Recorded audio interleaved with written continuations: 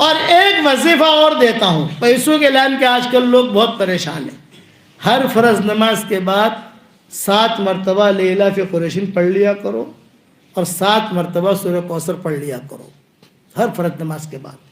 دیکھو اللہ تعالیٰ کتنا دیتا ہے انشاءاللہ. ایک بات یہ. دوسرا کہ جب پیسے آپ گنو نا، جو پوٹلی ہوتی ہے نا، جسے پیسہ رکھتے ہو 1 لاکھ روپیہ 2 لاکھ روپیہ، یا تمہارا دجالی کارڈ ہوتا ہے نا، دجالی کارڈ سمجھ گئے، MTNL کہتے ہیں کہ ATM کہتے ہیں، پتہ نہیں، وہ بچوں کے پاس ہوتا ہے. میں کہتا ابا آپ بھی رکھو. اور مجھے کیا ضرورت ہے بھائی، مجھے اس کی ضرورت نہیں ہے، اپنی ضرورت اللہ پوری کر لیتا ہے. اس پر بھی 1 مرتبہ آپ نہ آتے نا کل کو صرف پڑھ کے دم کر دو گے، انشاءاللہ بینک میں سے پیسے ختم ہی نہیں ہوں گے انشاءاللہ. جب بھی پیسہ گنو نا، جیسے پیسہ گنتے اندر رکھتے ہیں، تو 1 مرتبہ سورہ کوثر پڑھ کے دم کر دو. بہت مجرب ہے، بہت مجرب. سلف صالحین کا معمول تھا.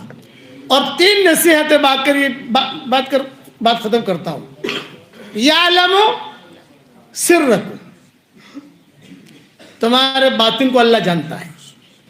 وجہرکم، تمہارے ظاہر کو جانتا ہے.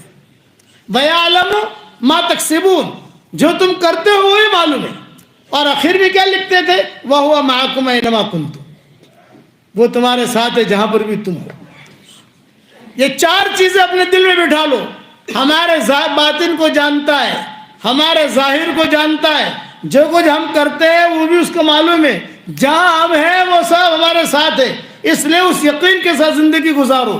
اس کے لیے ہم اللہ کے راستے کی بھی تشکیل کرتے ہیں، دعاؤں کا اہتمام کرنے کی بھی تشکیل کرتے ہیں. اور کوئی نماز ہماری ضائع نہیں ہونی چاہیے. فجر کی نماز اگر کوئی نہیں پڑھے گا، شیطان کان میں آ کر پیشاب کر جائے گا. یہ صحیح حدیث ہے.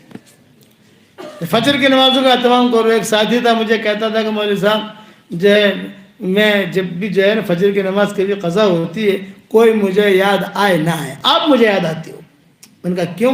بولے کہ آپ سے یہ حدیث سنی ہے کہ فجر کی نماز جو نہیں پڑھتا، قضا کرتا ہے، شیطان کان میں آ کر پیشاب کر جاتا ہے. تو میں یوں کر کے صاف کرتا ہوں، یہ کر کے.